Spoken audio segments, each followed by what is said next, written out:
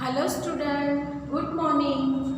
आज આપણે ધોરણ 11 બરાબર એમાં વિષય માહિતી વ્યવસ્થા અને સંચાલન એમાં ચેપ્ટર 4 માહિતી સંચાર ઈ કોમર્સ અને આઉટસોર્સિંગ અંગે માહિતી મેળવીશું બરાબર। તો આપણે અગાઉ જોયું હતું બરાબર, અગાઉના વિડિયોમાં આપણે જોઈ ગયા છે કે માહિતી સંચારનો अर्थ જોઈ ગયા હતા, તેની વ્યાખ્યા સમજી ગયા હતા બરાબર ને।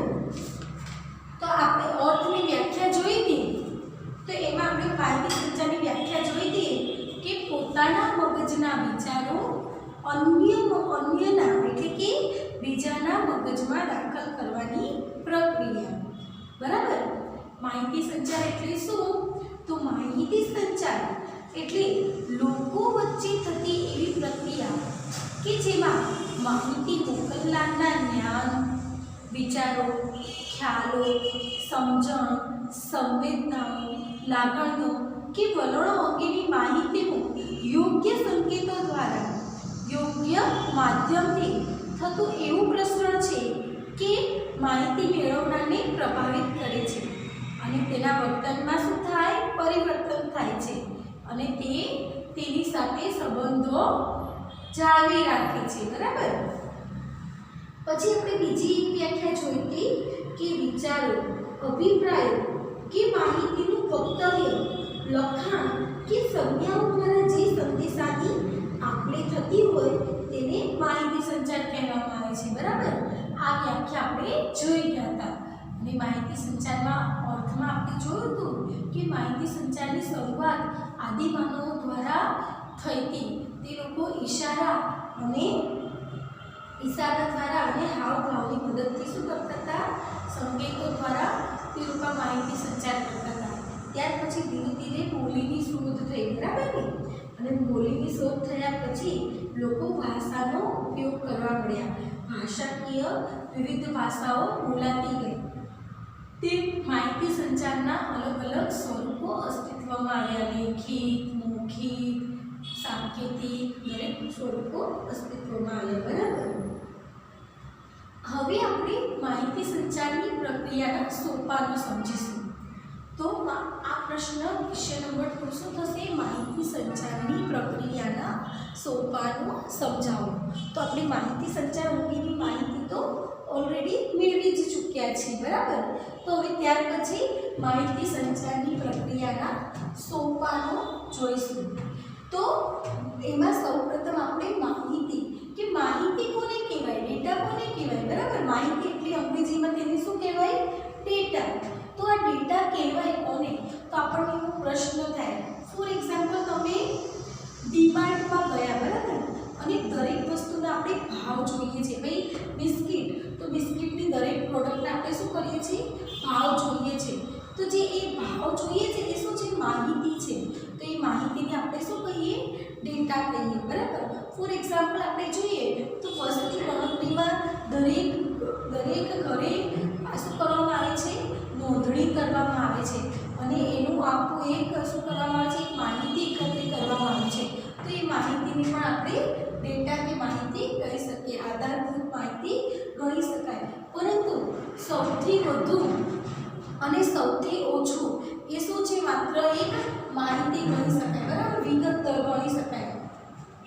આધાર સામગ્રી એટલે કે ડેટા પર પ્રક્રિયા કર્યા બાદ મળતી નિપજ એટલે માહિતી, આધાર સામગ્રી એટલે કે જે આપણી પાસે ડેટા છે એની ઉપર વિવિધ પ્રક્રિયા કર્યા પછી જે વિગત મળે અથવા તો જે નિપજ મળે એટલે કે જે મૂલ્ય મળે તેને આપણે શું કહી શકીએ? માહિતી કહી શકીએ। ઉદાહરણ લઈએ આપણે અહીંયા, તો એક વસ્તુના 5 સ્થળેથી ભાવ લેવામાં આવે તો તેને શું કહેવામાં આવે છે? ડેટા કહેવામાં આવે છે, એટલે કે આધાર સામગ્રી કે ડેટા કહેવામાં આવે છે। પરંતુ તેમાંથી સૌથી ઓછા ભાવ અને સૌથી વધુ ભાવ જેવી વિગતો તે માહિતી છે। સૌથી ઓછો ભાવ શેનો છે અને સૌથી વધુ ભાવ કોનો છે? એ જે વિગત આપણને મળે છે તેને આપણે શું કહી શકીએ? માહિતી કહી શકીએ। ફોર એક્ઝામ્પલ તમારા ક્લાસમાં ધોરણ 11માં બધા જ વિદ્યાર્થીઓને માર્કશીટ તૈયાર કરી બરાબર। તો એ માર્કશીટ છે એ શું ફર્સ્ટ રેન્ક કોનો આવ્યો તે આપણને શું મળી માહિતી મળી તે શું મળી માહિતી ડેટા કલેક્ટ કર્યો છે એમાંથી આપણને ખબર પડશે સૌથી વધુ કોને છે ને સૌથી ઓછા કોને છે બરાબર તો આ માહિતી છે એ માહિતી સંચારની પ્રક્રિયા આપણે જોવાની છે તો આ માહિતી સંચારમાં માહિતીની આપણી માટેની પ્રક્રિયાના સોપાનો નીચે મુજબ છે આ જે માહિતી છે એની શું કરવામાં આવે આપલે કરવામાં એટલે કે બીજા વ્યક્તિને આપવામાં આવે એની પાસેથી પાછી માહિતી લેવામાં આવે એવી જે પ્રક્રિયા છે તેને શું કહે છે માહિતી સંચાર અને આ માહિતી સંચારના જે સોપાનો છે એ આપણે જોવાના છે માહિતી સંચારના કુલ કેટલા 6 સોપાનો છે બરાબર તો સંદેશાનું ઘડતર પહેલું સોપાન શું છે સંદેશાનું ઘડતર માહિતીના આદાન પ્રદાનથી પ્રક્રિયામાં સંદેશાની રચના કરવામાં આવે છે જો માહિતીની આદાન પ્રદાનમાં શું કરવામાં આવે છે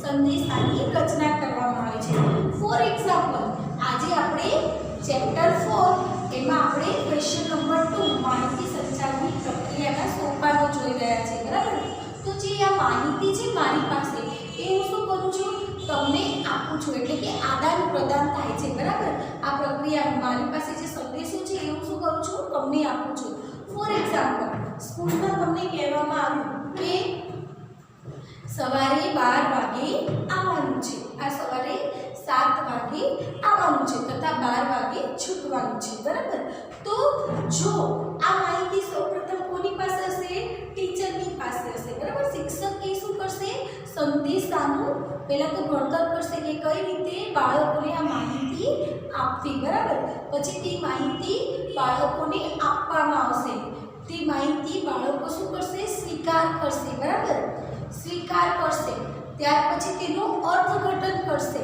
અને પછી તેનો પ્રત્યુત્તર આપશે કે ઓકે અમે 12 વાગે 7 વાગે આવીશું એવું તે લોકો શું કરશે પ્રત્યુત્તર આપશે તો આ જે સંદેશાનું જે માહિતી સંચારની જે પ્રક્રિયાના સોપાનો છે ને એ બહુ જ ઇઝી છે જો તમે સમજશો ને તો તમને સરળતાથી યાદ રહી જશે તો ચલો અહીં ઉદાહરણ દ્વારા આપણે જોવાનું છે તેની પહેલાં આપણે જોઈએ માહિતી સંચાર આપણને ખબર છે કે લેખિત મૌખિક શાબ્દિક અને અશાબ્દિક સ્વરૂપે થતું હોય છે બરાબર તો સંદેશો મૌખિક સ્વરૂપે આપી શકાય છે લેખિત સ્વરૂપે આપી શકાય છે શાબ્દિક સ્વરૂપે કે અશાબ્દિક સ્વરૂપે ફોર એક્ઝામ્પલ કાલે રજા છે એવું હું તમને શું કહી શકું મૌખિક કહી શકું બરાબર અથવા તો લેખિત સ્વરૂપે કહ્યું શબ્દમાં પણ હું વર્ણવી શકું બરાબર શાબ્દિક સ્વરૂપે પણ કહી શકીએ શબ્દમાં લખીને કે બોલીને કહી શકીએ અથવા તો અશાબ્દિક રીતે પણ શું કરી શકાય માહિતી સંકેત દ્વારા કે હાવભાવ દ્વારા રજૂ કરી શકાય બરાબર ને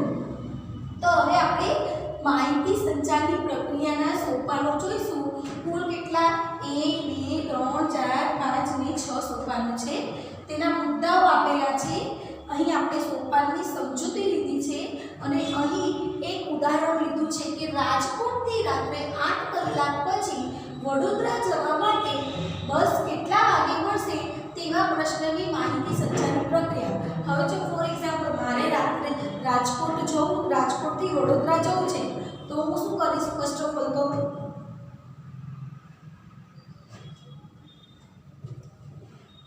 શું કરીશ તો એસટી બસ હશે એમાં શું કરીશ તો હું કોલ કરીશ કે ભાઈ 8 વાગ્યા પછીની કઈ બસો અવેલેબલ છે પહેલાં તો હું શું કરીશ કે સંદેશો કરીશ કે મારે કેટલા વાગ્યા પછી 8 વાગ્યા પછી જવું છે બરાબર તો 8 વાગ્યા પછી જવું એ મારે શું કરવો છે સંદેશો છે મારો તો સંદેશાનું ઘડતર થશે પછી માધ્યમની પસંદગી કે આ સંદેશો મારે બીજા વ્યક્તિને એટલે કે જેની પાસેથી મારે આન્સર જોઈએ છે એ વ્યક્તિને હું કેવી રીતે મોકલીશ તો એ માધ્યમની પસંદગી ટેલિફોનનું માધ્યમ અહીં પસંદ કર્યું છે તો ટેલિફોનના માધ્યમથી પછી સંદેશો મોકલવો એટલે કે હું ટેલિફોનના માધ્યમથી સમૂહ નંબર જોડીશ અને એ લોકોને સંદેશો મોકલીશ કે ભાઈ 8 વાગે મારે 8 વાગ્યા પછી મારે રાજકોટથી વડોદરા જવું છે તો કેટલા વાગ્યાની બસ છે તો એ સંદેશો હું મોકલીશ ત્યાર પછી એ લોકો શું કરશે સાંભળશે એટલે કે સંદેશો સ્વીકાર કરશે પછી મેં મોકલેલા સંદેશોનું અર્થઘટન કરશે એટલે કે સમજશે હું તમને કહું છું અત્યારે હું બોલું છું એ લોકો તમે સાંભળો છો અને સાથે સાથે શું કરો છો સમજો પણ છો સંદેશાનું અર્થઘટન કરશે અને ત્યાર પછી સંદેશાને પ્રત્યુત્તર આપશે એટલે કે ભાઈ કે તમે 8 વાગ્યા પછી રાજકોટથી વડોદરા જવા માટેની કેટલા વાગ્યાની બસ છે તે કહો છો ને, એવો શું કરશે? પ્રત્યુત્તર આપશે. બરાબર. તો આ રીતે કુલ 6 સોપાનોમાં શું કરવામાં આવ્યું છે? માહિતી સંચારની પ્રક્રિયાને દર્શાવવામાં આવી છે. તો પ્રથમ આપણે જોઈએ સંદેશાનું ઘડતર. માહિતીના આદાન પ્રદાનની પ્રક્રિયામાં સંદેશાની રચના કરવામાં આવે છે. સંદેશો મૌખિક, લેખિત કે શાબ્દિક કે અશાબ્દિક હોઈ શકે. સંદેશો મૌખિક, લેખિત, શાબ્દિક કે અશાબ્દિક સ્વરૂપે સંદેશો હોઈ શકે. આપણે ઉદાહરણ જોઈએ તો રાજકોટથી રાત્રે 8 કલાક પછી વડોદરા માટે બસ કેટલા વાગે મળશે? એ આપણો શું થયો? પ્રશ્ન થયો. એટલે કે સૌપ્રથમ પ્રશ્નની રચના કરવામાં આવી. ત્યાર પછીનો બીજો સોપાન છે માધ્યમની પસંદગી. બીજું સોપાન કયું છે? માધ્યમની પસંદગી. સંદેશાની રચના કર્યા પછી સંદેશો મોકલવા માટે રૂબરૂ અથવા તો માહિતી સંચારના સાધનો પૈકી કોઈ એક અથવા તો એક કરતાં વધુ માધ્યમોની પસંદગી કરવામાં આવે. ફોર એક્ઝામ્પલ, હું એસટી બસ ડેપો જઈને હું રૂબરૂ પણ પૂછી શકું છું અને કોઈ માહિતી સંચારના માધ્યમ સાધનોની મદદથી પણ હું શું કરી શકું છું? તે ક્વેશ્ચન પૂછી શકું છું. બરાબર. તો કઈ રીતે મારે એ પ્રશ્નનો ઉત્તર મેળવવો તે માટે મારે શું કરવું પડશે? માધ્યમની પસંદગી કરવી પડશે. એટલે કે સંદેશો મોકલવા માટે ટેલિફોનના માધ્યમની અહીં શું કરવામાં આવી છે? પસંદગી કરવામાં આવી છે. હવે ત્રીજો મુદ્દો શું થશે? સંદેશો મોકલવો. ત્રીજો મુદ્દો શું થશે? સંદેશો મોકલવો.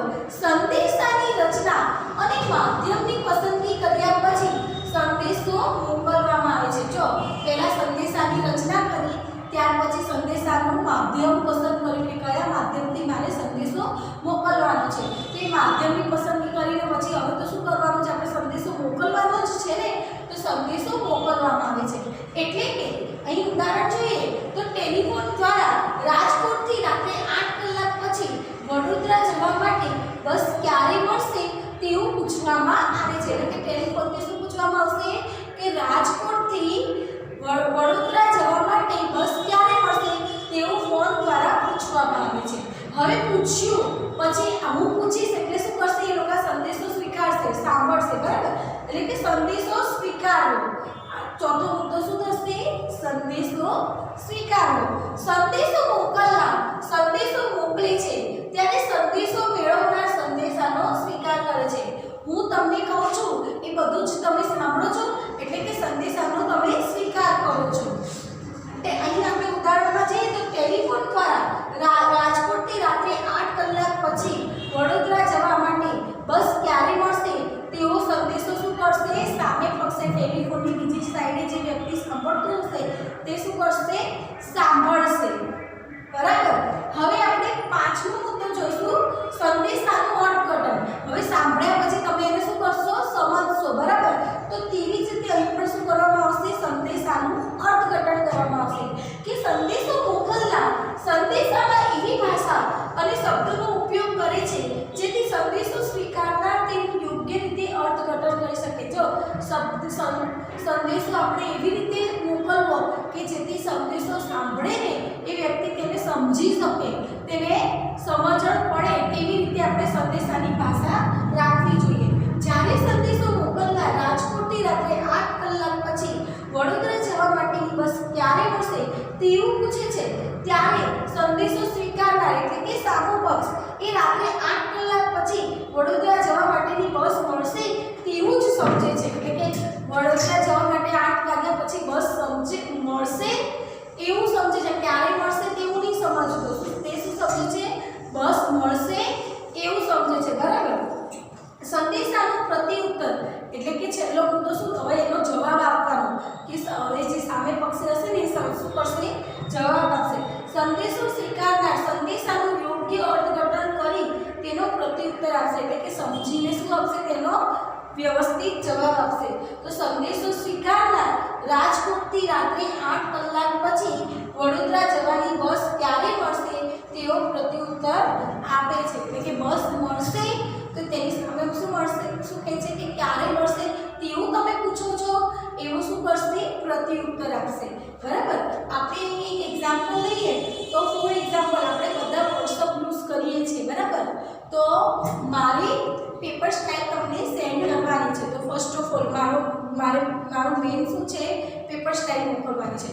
તો પેપર સ્ટાઇલ હું શું કરીશ, ફર્સ્ટ ઓફ ઓલ તો બનાવીશ. બરાબર. પેપર સ્ટાઇલ બનાવ્યા પછી હું એટલે બનાવી એટલે કે સંદેશાનું ઘડતર કરવું. બરાબર.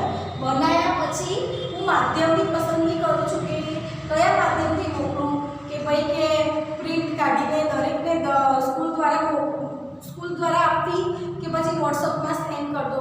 તો પછી મારે માધ્યમની પસંદ કે ઈમેલ મોકલું કે કયા માધ્યમથી હું એ લોકોને મોકલું. તો હું માધ્યમની પસંદગી કઈ કરીશ, તો વોટ્સઅપ દ્વારા મોકલીશ. બરાબર. હવે એ સંદેશ માધ્યમને કયું પસંદ કર્યું, વોટ્સઅપ. હવે એ સંદેશો હું વોટ્સઅપના માધ્યમથી મોકલીશ એટલે કે સંદેશો મોકલવો. હવે એ સંદેશો તમે શું કરશો, ક્લિક કરીને ડાઉનલોડ કરશો. બરાબર. એટલે કે સંદેશાનો સ્વીકાર કરશો.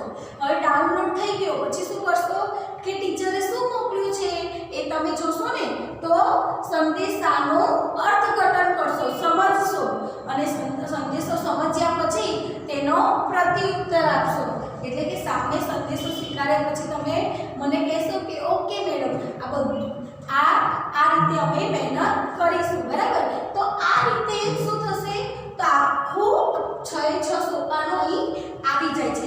ફરીથી આપણે જોઈએ તો સંદેશાનું ઘડતર કરવું, માધ્યમની પસંદગી કરવી, પછી સંદેશો મોકલવો, સંદેશાનો સ્વીકાર કરવો, સંદેશાનું અર્થઘટન કરવું અને સંદેશાનો પ્રત્યુત્તર આપવો. બરાબર. એકવાર સરળ સુંદર રીતે તમે જોઈ લો ધ્યાનથી, તમને મગજમાં આપોઆપ બેસી જશે. બરાબર. કે અહીં સંદેશોનું ઘડતર કરવામાં આવે છે કે શું સંદેશો મોકલવો તેની રચના કરવામાં આવે છે. શું કરવામાં આવે છે, કયા માધ્યમથી મોકલવો, રૂબરૂ જવું કે માહિતી સંચારના માધ્યમની પસંદગી કરવી. માહિતી સંચારના ઘણા બધા માધ્યમ છે, તેમાંથી કોઈ પણ એક માધ્યમની પસંદગી કરવામાં આવે છે. ત્યાર પછી શું કરવામાં આવે છે, તો સંદેશો મોકલવામાં આવે છે. હવે સંદેશો આપણે મોકલીએ તો સામે સ્વીકારવું કોઈ જોઈએ ને, તો સંદેશો સામે પક્ષે શું કરવામાં આવે છે, સ્વીકારવામાં આવે છે. હવે સ્વીકાર્યો પછી શું કરશે, તે ખોલીશે અને તેને વાંચશે અને સમજશે. તો સંદેશાને શું કરશે, અર્થઘટન કરશે અને સામે પણ શું કરવામાં આવશે, એનો પ્રત્યુત્તર આપવામાં આવશે. હું કહીશ હલો કેમ છો, તો તમે સામે પ્રત્યુત્તર શું આપશો, મજામાં છીએ. બરાબર. તો સામે પ્રત્યુત્તર આપવામાં આવશે. બરાબર. એટલે કે સંદેશાનું અર્થઘટન કરીને સામે પક્ષે પ્રત્યુત્તર આપવામાં આવે છે. તો આ પ્રશ્નનો ઉત્તર તમે તમારી નોટબુકમાં સુંદર અક્ષરે લખીને સમજો.